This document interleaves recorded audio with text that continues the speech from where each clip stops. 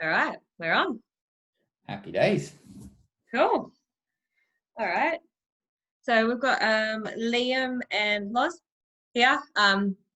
We're just thought we'd do a quick little Q&A about some relevant questions and things that we've kind of had coming up in the gym and also online. So we put out a poll yesterday on Insta and got a few questions off some of our members. So we've got Liam here, and I might jump in here and there. But we might as well get straight into it. So Liam, first question that we had from Scotty, any healthy meal prep tips, like preparing for 4 week of training, and what's your go-to, particularly for strength gains? Yeah, perfect, mate. So my meal prep tips are, I don't expect people to be doing meal prep for 4 or 5 hours on a Sunday. I think that's an old school kind of way of thinking about it. So what I like people to be doing is to have one meal that they batch cook, a big meal, like maybe they use the slow cooker or they've got something on the hob, so I'm talking like something like a chili or a curry, or like something or a stew or something like this that's quite substantial, maybe a 1-pot dish. Okay, now this can be really easy because you can just kind of chuck everything in and then you can portion it out. So you have one bulk cook meal, then you might have like a tray bake, or do you know what I mean, like something that you can just kind of like, or a stir fry that's really kind of quick cook or zero stress, and then having things that are no cook. Okay, so I'm talking about buying packeted rice, packeted grains, buying a cooked chicken or pre-cooked meats, tuna, stuff like this. Or if you're veggie or vegan, you can use like alternatives, or like beans, like bean salads and stuff like this, mackerel, already cooked fish. So then you don't have to cook every single meal. So your meal prep is kind of like this like varied thing of bulk cook, quick cook, no cook. That's my go-to. Like that's how I kind of prepare meals, because I don't want to cook every single thing that I'm making. Okay. The other thing is to look, breakfasts are really easy for me. I think, look, overnight oats, yogurt bowls, boil some eggs and put them on toast or put them in wraps. I mean, that's relatively simple. And then you go, your main meals can be, like I say, a mixture of all of those 3 different things. So that would be my go-to. Make a chili or a curry, or like fajita chicken or something like this in a big pot, slow cooker. And then I'd tray bake some like wedges, some salmon, or some meatballs, or whatever. And then I would have these kind of no cook options, to kind of like rapidly make up lunches or snacks or something like that. But that for me is how I would set it up, and then it makes it easier to kind of portion things out as well. Take things up, take things down, add carbs, add fats. It gives you a bit of flexibility. But Loz, what do you do? Like what's that's pretty much exactly what I do. I mean, last night I chucked the slow cooker on. I had a big thing of pork, and I put a tray of sweet potato in the oven. We've got a bunch of rice in the bunch of pre-cooked rice in the cupboard. I've got some wraps in the fridge that sometimes Brian uses, and just because him and I obviously have different nutritional needs and things like that, so it's easy enough. I do a big tray bake, do a big thing of meat, and I can give him twice as much as what I have, and it's just in the fridge, it's ready to go for nights when I'm like late home at the gym, or he has a late class, or I have an early morning. And then I make those little egg muffins and have those in the fridge. A batch of that lasts me 3 days, and if I'm at the gym early, chuck that, put it in the microwave when I get to the gym, and I'm all sorted. Yeah, so perfect stuff. I think, let's say, for high carb, high protein, think using things like, yogurts, using things like wraps, like, look, if you're trying to bump up your carbs, stick everything in a wrap. It always tastes better. Like everyone loves a burrito, so you're having chicken and rice, stick it in a wrap, make a burrito. Like these types of things are really simple to be able to do. Adding peas, even, like peas are relatively high in carbohydrates. If you add rice and peas, it's a simple way to kind of boost your carbohydrates.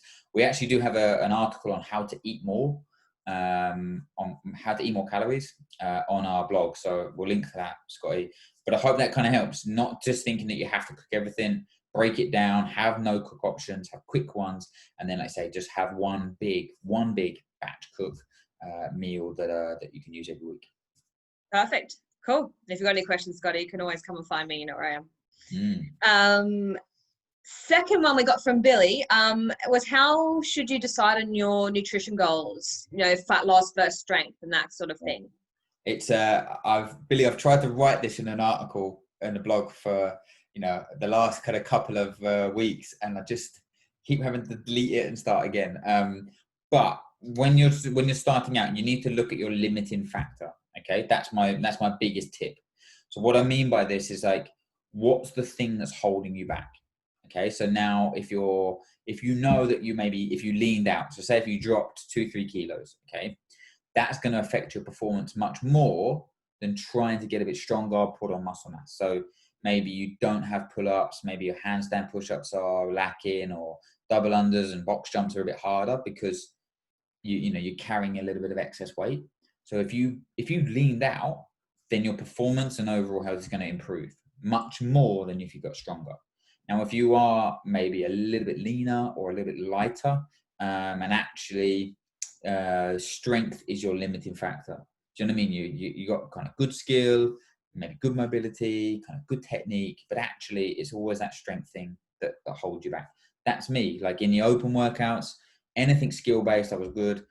Come to the 100 kilo bar, I can't stand it up. Like it's that kind of thing. So for me, I'm like, well, my nutrition goal needs to be towards strength, because that's going to make the biggest difference. So Billy, if you're looking at it, like, try to map out what things that are going to, where you struggle with, or what's your limiting factor. And then hopefully that kind of helps to align your nutrition goals. Then you can set it up. And look, don't get caught in the danger zone of trying to, like, if you're going to follow fat loss, do it for 6 to 8 weeks. Don't do it for a week and then be like, oh, I've got no energy, or I'm lacking in this and that. And then just kind of get caught in this, like, kind of danger zone of not really doing any of them. So commit, and then make sure that like aligning it to something that you feel that you're lacking on. So I hope that helps in terms of getting you set up on the right pathway.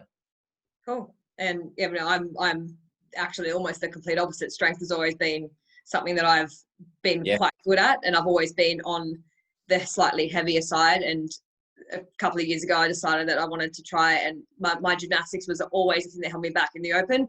Anything high volume, chest to bars, handstand push-ups, muscle ups mainly. So I decided to go through a bit of a fat loss, and I did that. And obviously my strength suffered a little bit, which was fine because my goals were a little bit different. I also wanted to look a bit leaner. And then now recently I've kind of shifted my goal back. Now that I've sort of nailed that, that's something that I feel like I've not so much ticked off, but I've made a lot of progress on. So now I'm kind of shifting back towards the building back up my strength, especially in this post sort of lockdown. Time, I guess. It's good, but you identify, like you say, you lost a little bit of strength, that you knew the longer term goal that you can get that back relatively easy. For anybody that is trying to lose body fat, be in a deficit, trying to lose fat whilst still improving their performance, guys, check out my video on pre-workout nutrition. Like, when you're in a deficit, putting more calories in pre-workout, so you go into your session feeling good and feeling fueled, is so important to do. And then after the workout and for the rest of the day, or the following day, you can restrict.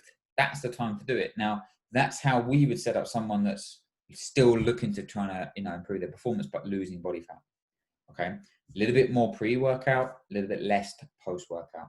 You've done the session, you've burnt the calories. You don't necessarily need it because you've got maybe, I don't know, 4, 5, 6, 7 feeds before you're going to train again.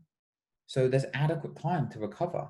But beforehand, if you go into it underfueled, that's when you suffer. You don't hit the intensity, you don't hit the volume, you feel like you're just getting through, lightheaded, constantly thinking about food.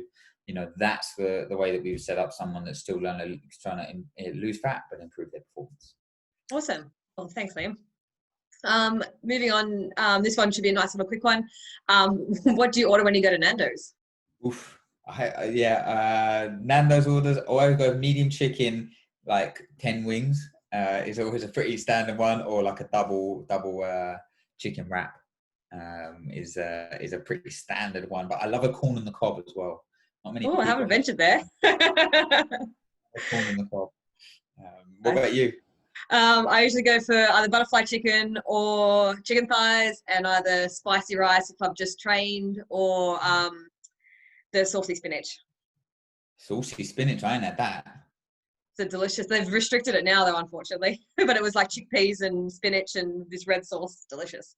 Oh, I have to check that one out. Moving on to our next question about going plant-based as well. Yes. So chickpeas and things. And I think, is it Lane who said any tips, Yes. tricks, things that they need to keep in mind when potentially going plant-based? Now, actually, we've just released a how to transition to a plant-based diet program on the hub. And what we've done is kind of made it really kind of comprehensive about educational, about kind of like plant-based, vegan, nutrition. But also giving you a really simple step-by-step guide. Now, to get you started, Lane, is you need to the first thing to do is I think, is to remove dairy. Okay, it's relatively simple to do. You can swap milk for plant-based milks these days, relatively almost anywhere. Changing if you're having a whey protein shake to a vegan shake. Yogurt, again, really easy to kind of switch out. And stuff like that. So I think removing dairy is quite a simple first step, and then maybe kind of just starting to look around and maybe make one meal a day vegan. So whether that's snacks, whether that's breakfast, whatever it is, these are the ones that are relatively easy to do. Now, if you start with that, then you can start to kind of get a bit of momentum. Don't try and change everything in the first week. Going full vegan, full plant-based is pretty challenging. So we want to transition. So we have a six week kind of block, or kind of step-by-step guide for you to follow. So remove the dairy, maybe kind of do one meal a day, plant-based, and then you can kind of start to transition and get a bit of momentum. I would definitely kind of eat out at maybe plant-based vegan restaurant just to get some ideas, see what's on the menu. And there's lots of different kind of, kind of vegan options now, plant-based options in supermarkets. So just trial them, trial a few of the things again, make swaps to your current meals. So if you're having sausage and mash, have vegan sausage and mash. If you're having a chili, make a bean chili or a corn chili. Don't think that you have to make all these new meals. Just make small swaps. That'd be my tips, tricks to get going, and then yeah, get on the hub and educate yourself. That would be my next advice, because it's a good thing. So, but to transition rather than going 2 foot in it from day one. Awesome, cool. Moving on to a couple of questions that we kind of get on a regular basis between at the gym, and also questions that Liam gets. Does coffee dehydrate you when you're training or otherwise? No. I'll post a link to a couple of articles and research studies. No, guys, it doesn't. It's a very minor diuretic, but this is in quite significant amounts. So unless you're chugging, quite a lot, then you're absolutely fine. One thing to be wary of you do still need to be hydrating, coffee. Don't be thinking coffee is your hydration. Yes, it's water, but be thinking about making sure that you are hydrating on top of your coffee intake. But no, it doesn't dehydrate you. So don't worry about that, guys. Awesome, good to know. Yeah. Creatine, another question we get a lot. How much should I take, and should I take it before or after sessions? Yes, I should have got my research done on this before I can't remember off the top of my head now. I think it's 0.03 grams per kilo per body weight. Okay, right. I think so. You're looking at roughly, so for a 60 to 70 kilo person, you're looking around 5 grams. So whatever that is. And then as you kind of get up to maybe 80, 90 kilos, then you're looking at maybe kind of 8 grams, something like this.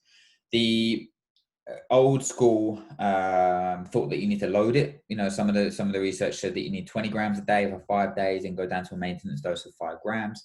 Now, if you've been eating meat and seafood and things that have creatine in it, there's absolutely no need. Maybe if you've been following a plant-based diet for a considerable amount of time, maybe a couple of years, 3 years, and maybe you're doing a lot more exercise, like CrossFit, there might be a benefit to load it. But genuinely, guys, that you can just take a maintenance dose, and you can take it 365 days a year.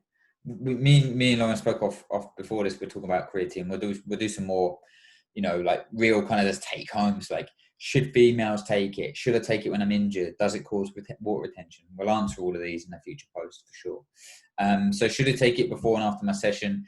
Again, there isn't really any acute benefit of creatine. So, like taking it beforehand, similar to like caffeine, it doesn't like make you stronger immediately. It's about saturation, taking it consistently.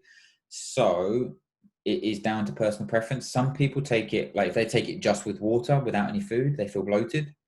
A lot of my clients have said that. So after the session, it's normally taken with protein and carbohydrates, and actually been shown if you take it with carbohydrates, it helps with absorption. So I would suggest that you should take it with a meal or a shake containing carbohydrates.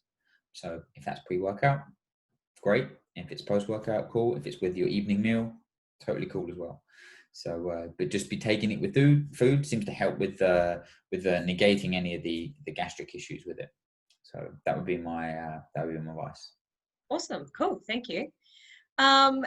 Now we've just started back strength training. We've just started back the last few weeks putting a strength class in the morning now at half past 8. So it's quite a solid session that early in the morning. So do you have any tips for morning weightlifting? And now it's starting to get dark as well. Helping with the motivation, helping with the nutrition, getting into the gym at that time.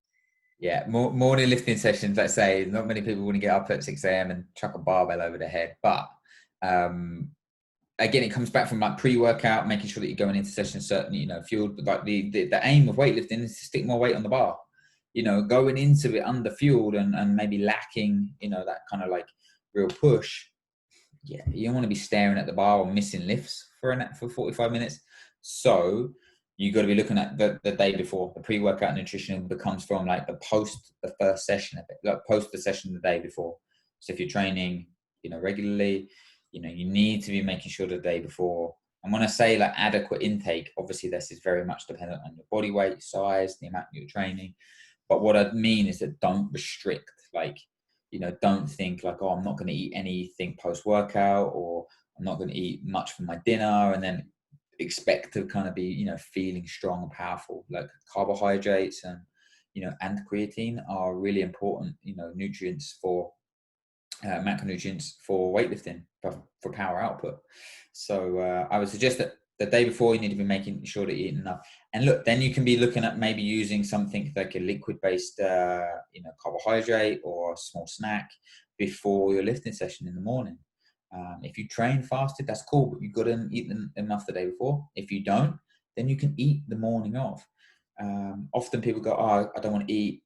You don't want to eat like a whole bagel and eggs, or an overnight oats, but you can have a small, like naked bar or an RX bar, or you can take some fruit juice and protein or coconut water or whatever, or some fruit and, whatever it is, but it's got to be carbohydrate based, because that's the primary fuel source for weightlifting, especially when the length of the session is considerable, the volume is getting a little bit higher now.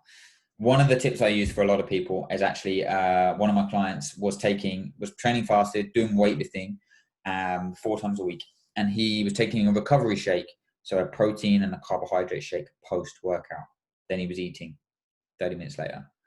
And I said to him, move the shake to pre-workout and still eat your breakfast post-workout. And what it did is just gave him a little bit of protein and some carbohydrates before his lifting session. So it helped him to build muscle because he had more circulating protein in, anti-catabolic, etc.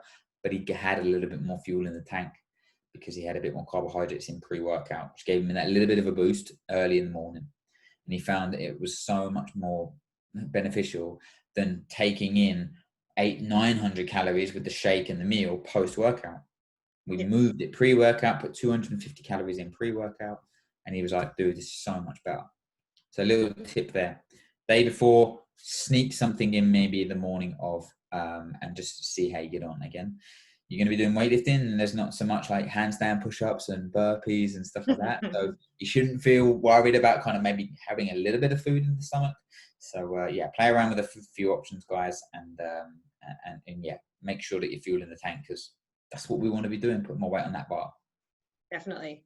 All right, and final question, should you eat less on rest days? Ooh, this is a good one as well, Lauren. Good one to finish on. So to try and simplify this, if you're trying to get stronger and put muscle on, it's not a rest day, it's a growth day. So you've got to be keeping your intake up. I posted a video on here about why you feel sluggish after a rest day. It's because often people restrict on a rest day because they think they're not training. But if you're training 4, 5 times, 6 times a week, you're going to be recovering from the day before and fueling for the day after.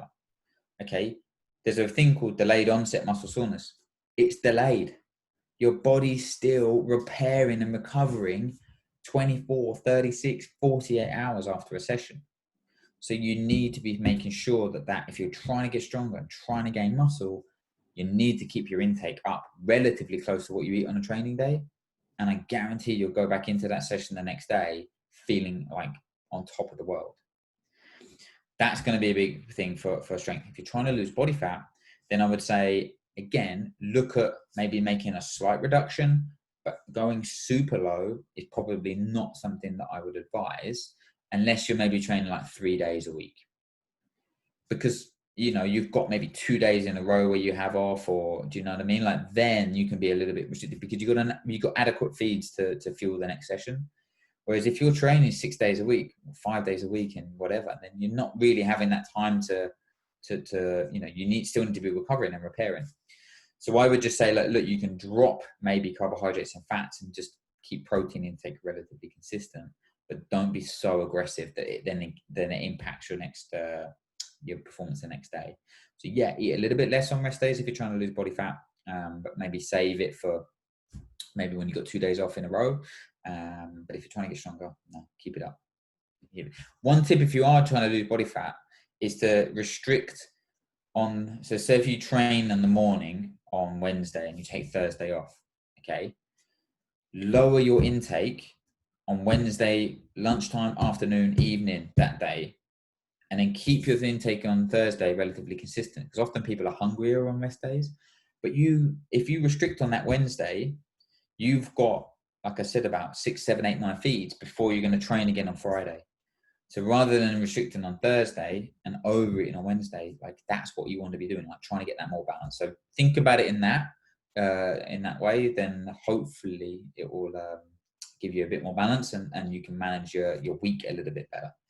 So, Awesome. I'm going to be doing a video on this in a bit more detail as well. Look forward to it. Cool. All right. Well, that's all the questions that we've got for now. I'm sure there'll be more that pop up and we'll do another one of these relatively soon. Absolutely. And we got a little bit of exciting news is Lauren's going to be starting the Precision Nutrition Level 1 qualification. Now, this is one of the it's a very global recognized nutrition qualification. And I'm really, really excited to say that that we're going to be helping to kind of mentor her a little bit, but she's going to be documenting her progress. So, all of the topics that she's going through, what we're going to do is just trying to write blogs, do a little video, like you say, little calls like this to help make it relevant and practical to you guys. So if we're talking about macronutrients, if we're talking about, gut health, if we're talking about hormones or whatever it is, we can relate it back to something that's going to, help with the members and make it and basically simplify the science. That's what we want to be thinking about doing. But Lauren's going to be doing that. She's going to be around to answer all the nutrition questions. And like I say, she'll be documenting her progress so you can follow along. And then hopefully we can have you qualified and ready to rock and roll very, very soon. Yep, I'm looking forward to it. I've got all my stuff now. I'm about to get stuck in this weekend. So yeah, it started the first couple of lectures and then away we go, hey? Yep, indeed. Cool. Amazing. I know, I'm so excited. Yeah, it's good. It's very, very good. So guys, thank you so much for listening, Lauren. Awesome stuff, and really looking forward to seeing your progress over the coming weeks and months. And as always, guys, just reach out. And now we can reach out to Lauren, and then we'll document these your progress. We'll put some Q&As, and like I said, we'll do some more kind of targeted information and advice, specific for Sleven, specific for certain sessions. But we want to know what you guys want to struggling with, and we can put some content together for that. That we can. You know where to find me. Awesome So stuff. cool. Thanks for imparting your knowledge on us again, Liam. Pleasure as always. And see you guys soon. See you soon. See ya. All right.